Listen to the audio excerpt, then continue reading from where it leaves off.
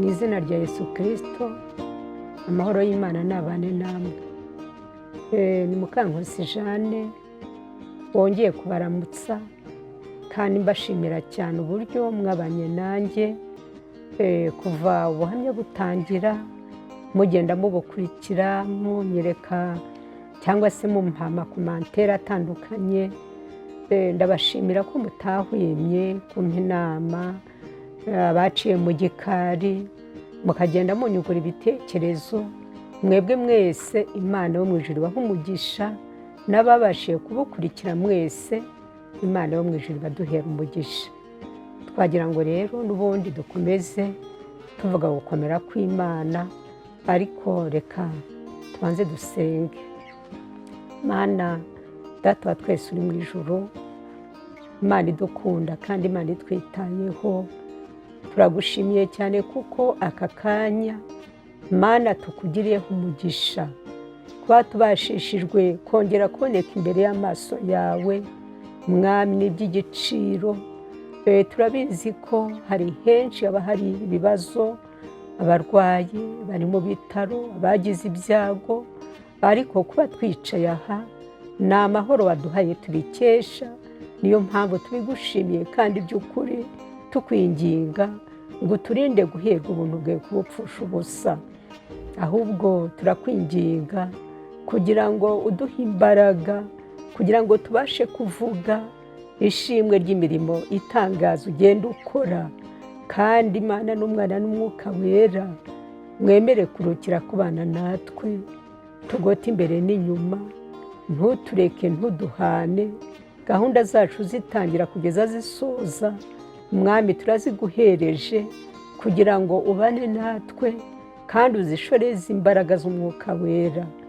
Urakoze Mana, turagushimiye cyane kumvishe gusenga no kwinginga, twingingira imbere yawe mu izina rya Yesu, amen.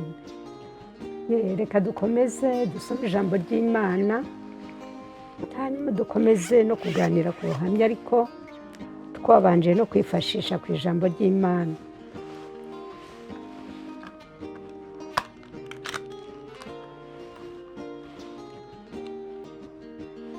Turasoma ijambo ry'Imana riboneka mu gitabo cya Zaburi, igice cya 46.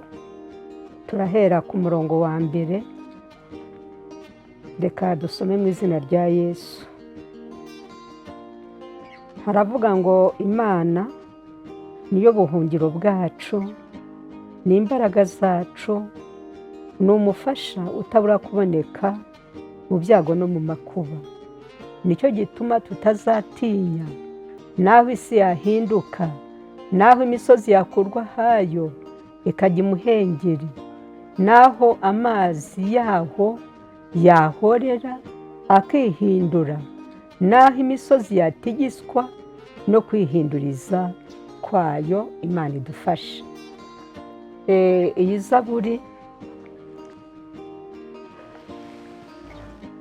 ni Zaburi ya bene Kora. Bene Kora ni bamwe mu bwoko bwa Isiraheli. Uhereye kera urugendo rwose rugenda rubamo ibigeragezo, hagenda habamo ibintu by'abantu kuba batagira ibyo bahuza cyangwa bumvikaneho. Mbese kuva kera kugeza uyu munsi ibyo bintu biracyabaho. Rero aba bene Kora, Kora na Biramu na Datani, ijambo ry'Imana ritubwira yuko bari bamwe mu Bisiraheli, ariko baragenda baza kugera igihe urugendo rubabana rurerure. Ariko rumaze kubabana rurerure ntago babashiye kubyakira. Batangiye gusa n'abivovotera Mose, bakavuga bati ntabwo uyu nguyu ari wahora avuga ko atuvuganira n'Imana wenyine, natwe Imana twakwivuganira nayo. Imana ni iyacu, Imana ni iya buri wese uyisenga. Mbese habamo ikintu cyo kuzana nk'amacakubiri. Bene Kora rero ni bamwe mu bantu bagiriwe ubuntu n'Imana, ariyo mpamvu bavuze aya magambo bakavuga ko Uwiteka ari we buhungiro bwabo. Mbese nk'uko muyumvishe tuyasomye, ni amagambo agaragaza ko habayeho ubutabazi kandi buje mu buryo budasanzwe. Aba bene Kora Imana yarabarengeye. Mose ubwo yari amaze guhura n'akaga ko kugorwa na bamwe mu Bisiraheli bagendanye, barimo Kora na Biramu na Datani, bavuga bati ntabwo ari we Imana ivugisha wenyine, ntabwo ari we uzahora utuyobora wenyine, natwe twayobora. Mbese abantu barivumbagatanya, ndetse bagira n'abandi basansibiriza bakavuga ati ibintu bya Mose imyaka tubimazemo mwebwe ntabwo muyibona. Murabona ko ikintu turimo kimeze nk'igihirahiro, ariko tugomba kuba abantu b'abagabo tugakorwa ku maso tukareba. Abo basansibirije babonetsemo babyumvise, bumva ko rwose kuba bava mu ruhande rwa Mose ari ikintu cya ngombwa, kuko Mose yarabayoboye imyaka myinshi. Barangije Mose we yaje kugira agahinda, aragenda ajya ahantu aratakamba asenga Imana, aravuga ati Mana, nahuye n'ikibazo kandi gikomeye, none iki kibazo Uwiteka ngikoreho iki, nkigenze gute? Niwe mujyanama wanjye. Mose yakundaga kubaza Imana kuri buri kimwe, agakunda kugisha Imana inama, ntabwo ajya akunda guhubuka ngo akore ibintu ahubutse. Mose rero inama yagiriwe n'Imana ni uko yamubwiye iti genda ubwire abo bantu, abari mu ruhande rwa Kora na Biramu na Datani bagende bajye ukwabo, abari mu ruhande rwawe nabo baze mu ruhande rwawe nyine. Icyo kintu yaragera akibabwira, aravuga ati rwose nagira ngo abantu bari mu ruhande rwaba bagende babajye mu ruhande basange Kora na Biramu na Datani, kandi abari mu ruhande rwanjye namwe nimuze muri iyi kote muhagarara aha, tumenye ko turi kumwe. Bahise babikora dirigiti. Ariko aba bahungu bavuga ngo ni bene Kora, Imana yo mu ijuru irabagenderera, umucyo w'Imana urabamurikira. Ngo bagize gutya, bo banga kurwanya ibyo batazi, baravuga bati ubuyobozi kuva twabaho twabusanganye Mose, uyu mugabo yagiye atuyobora neza kandi ntabwo yigeze adutwaza igitugu, nta n'ikintu yigeze adukoraho kibi kidasanzwe. Barabandi gute twamuva mu ruhande? Ibaze umwana kuzibukira se akazibukira nyina, mbese nababwira ngo ni ubuntu bw'Imana budasanzwe, kubera ko ntabwo bari bazi niba ibyo bintu biri buhite bihagarariraho, icyari bukurikireho nta n'umwe wari ukizi. Ariko bene Kora bigira mu ruhande rwa Mose. Bamaze kujya mu ruhande rwa Mose, ngo mu kanya nk'ako guhumbya, ba bandi bagiye mu ruhande rwa Kora na Biramu na Datani, ubwo ni amafamiye yabo, na ba bandi bamaze kubyigisha cyangwa se gusansibiriza bakabyumva, bagiye kubona babona ubutaka burasamye burabamize bakiri bazima. Abantu baragiye bagenda baboroga bavuza induru, icyo gukora kirabura, abandi basigara bifashe impungenge.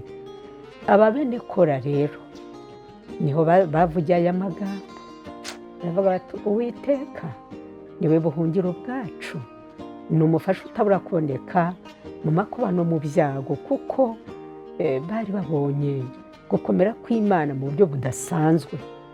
Urumva ni ibintu bo nta wari uzi ikiri bukurikireho, ese ni igiki, ni icyiza, ni ikibi, nta wari uzi ikiri bukurikireho. Byumvikana ko abagore, abana, abasore, inkumi bagiye mu ruhande rw'ababyeyi babo, n'abandi b'abafamiliye ba hafi aho, abo muri famiye bagiye bavuga bati reka dushyigikire bakuru bacu, buriya ikizavamo tuzagifatanya, niba abayobozi natwe bazatugira ba hafi aho. Ntabwo bari bazi ko Imana itagira imikino, ntabwo bari bazi ko Imana itagikina n'abana b'abantu. Mu kanya nk'ako guhumbya ubutaka bwarasamye burabamira, abasigaye babura iyo bakwirwa imishwaro, ariko bene Kora barokotse bacitse ku icumu basigara birahira kugira neza no gukomera kw'Imana. Navuga ngo aya magambo nyavuga numvise ntashaka kuza kuyatindaho cyane, ahubwo nanjye nshaka kuza kubabwira kuri uku gukomera kw'Imana no kugira neza kwayo. Maze iminsi narahuye n'urugamba rukomeye, ariko Imana niyo yantegetse irambwira ngo ubwo buhamya nitwongera gutanga ubuhamya aba aribwo nzaheraho ntanga. Niyo mpamvu nanjye aribwo mpereyeho mvuga ngo Uwiteka niwe buhungiro bwanjye, kandi Uwiteka yambereye umufasha utabura kuboneka mu makuba no mu byago. Mbese ndasa n'uva imuzi ninjira muri iki kintu cyo gutanga ubuhamya.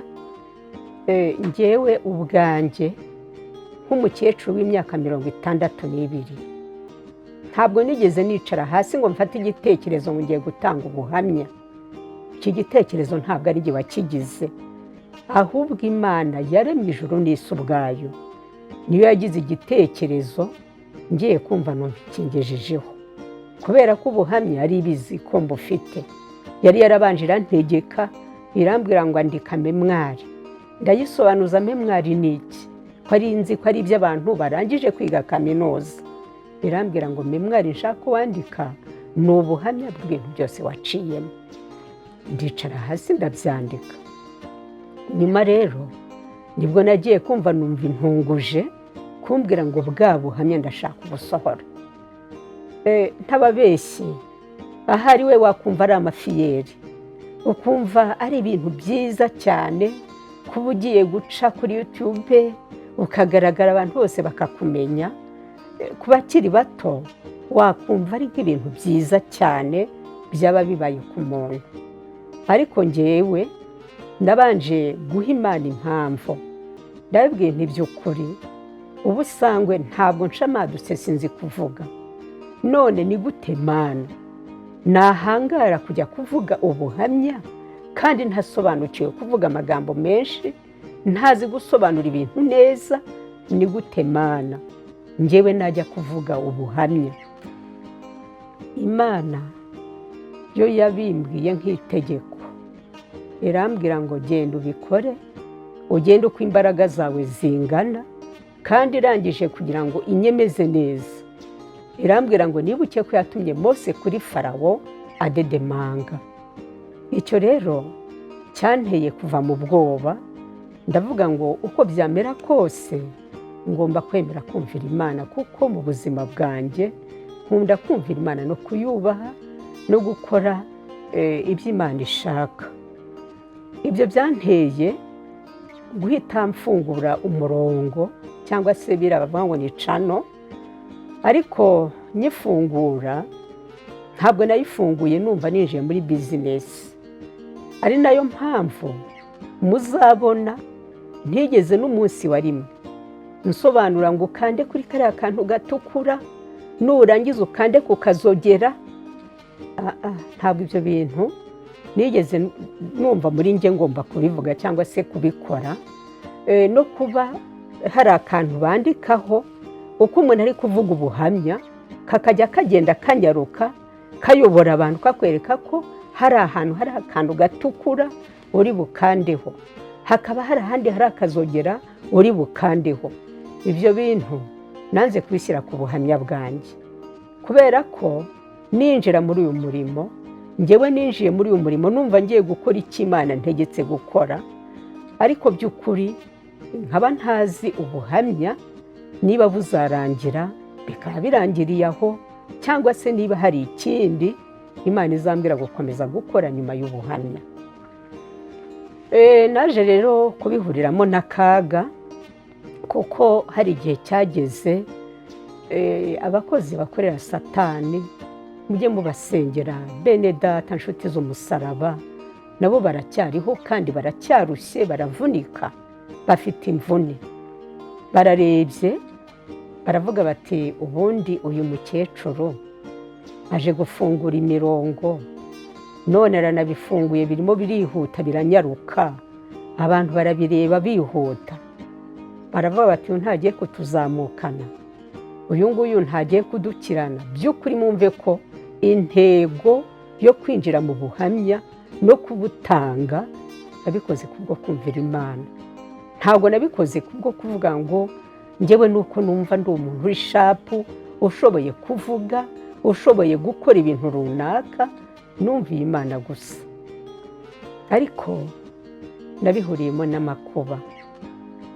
Mu gihe ab'isi bari bamaze kugenzura bakareba bakabona ngo ubuhamya burimo burarebwa, burimo burakurikirwa, habayeho gufata ingamba. Kandi Imana ni ukuri irabanza irambwira ikintu gitangaje cy'Imana.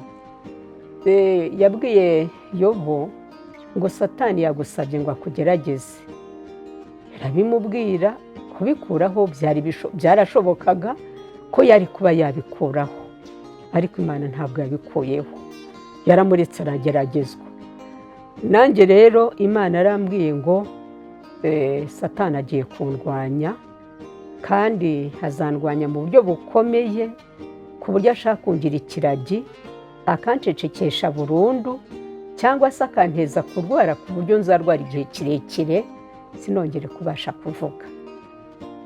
Rero Satani yarabigerageje kandi rwose intego ayigeraho, ariko ikintu nshimira Imana hagati aha ni uko Imana ifite ubwenge bwinshi buruta ubwa Satani. Ubuhamya nayo naragerageje gufata bwinshi, ngenda nsa n'ukora sitoke yabwo, ku buryo kuva ukwezi kwa 10 gutangira uyu munsi kuri iyi tariki nibwo mbashije kongera kwicara imbere ya kamera mbasha kuba nagira icyo mvuga. Ariko Imana yarambwiye ngo ntangira kuvuga nzavuge mvuga ishimwe ryayo, mbwira abantu aho inkuye. Satani rero yanteje uburwayi kandi buza bukomeye. Kubona uko umuntu abisobanura biragoye. Imbaraga z'umwijima ntabwo umuntu abona uko azivuga, kubera ko hari n'abantu batemera ko zibaho. Ariko nicyo kibazo nagize. Bagambiriye kumfunga umunwa nkabikiragi burundu, bagambira kundwaza ngahera hasi sinongere kweguka. Imana rero kuko ari inyamaboko negutse biremera. Uyu munsi ndimo ndavuga kubera imbaraga z'Imana zikoze. Icyabayeho, banyohereje igitero cy'abadayimoni bitwa amahembe ngo nibitega, biraza binkogotamo amaraso yose ashiramo. Amaraso amaze gushiramo nahise ncika intege, umubiri wose uko wakabaye, nkajya numva nta rugingo na rumwe rukiri gukora. Byabaye ngombwa ko njya kwa muganga, baransuzuma bafata ibizami byose, bancisha no mu cyuma cyo mu bihaha kuko narahagiraga cyane, kubera ko numvaga nsa n'umuntu udafite umwuka uhagije. Basanga nta kibazo na kimwe mfite mu bihaha, nta ndwara n'imwe yindi, uretse ko nta maraso na make mfite.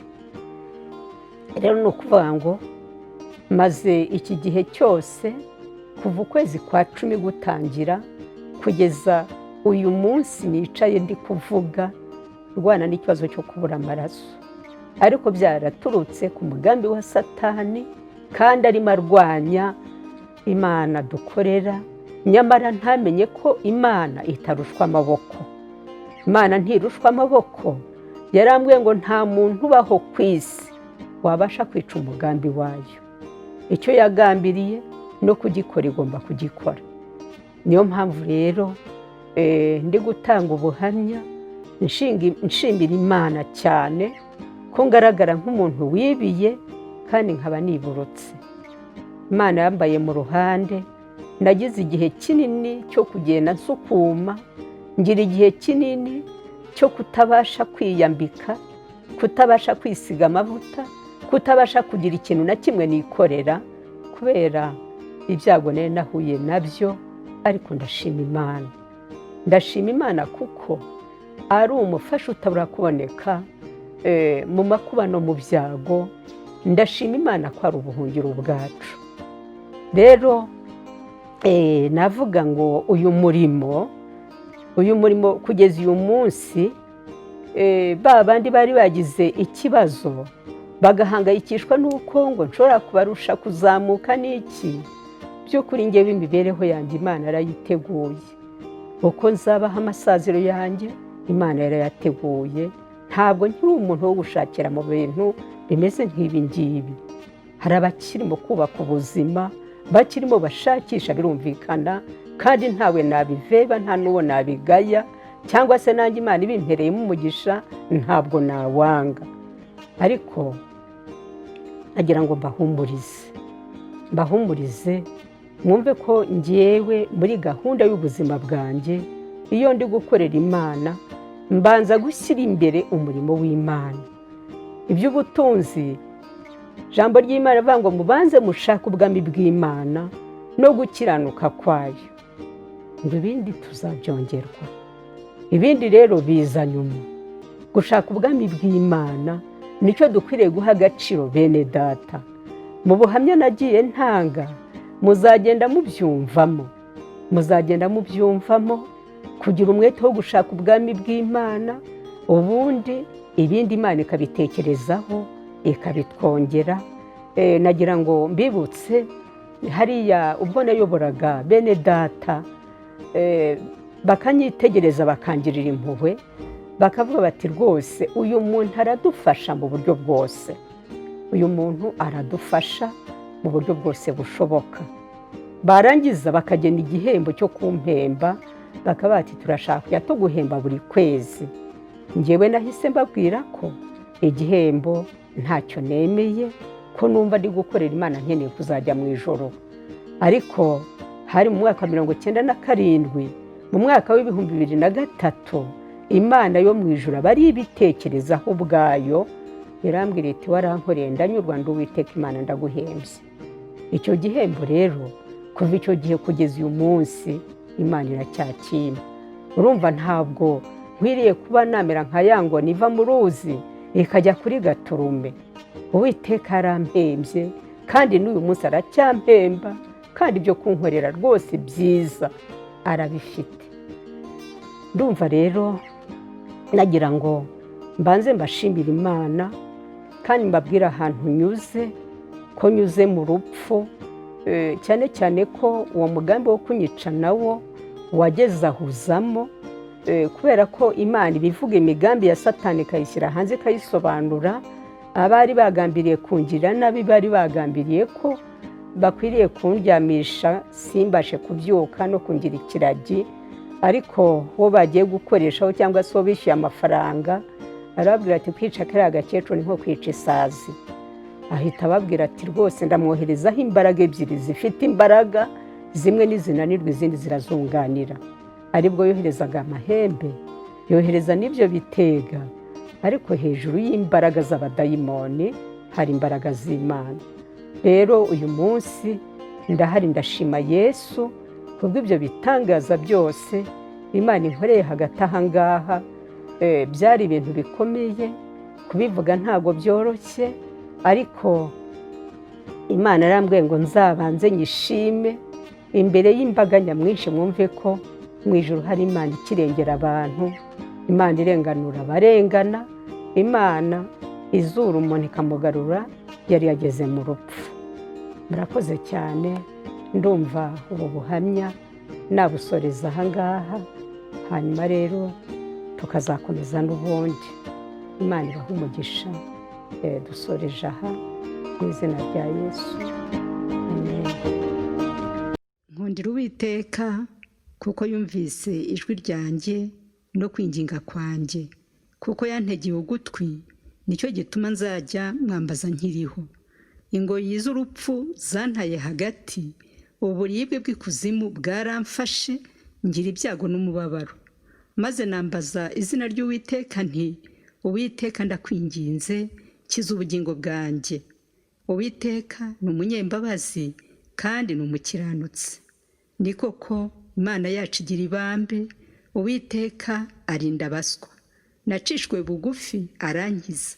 Umutima wanjye subira mu buruhukiro bwawe, ngo kuko Uwiteka yakugiriye neza, ngo kuko wakijije ubugingo bwanjye urupfu, amaso yanjye ukayakiza amarira, n'ibirenge byanjye ukabikiza kugwa. Ibyiza Uwiteka yangiriye byose ndabimwitura iki?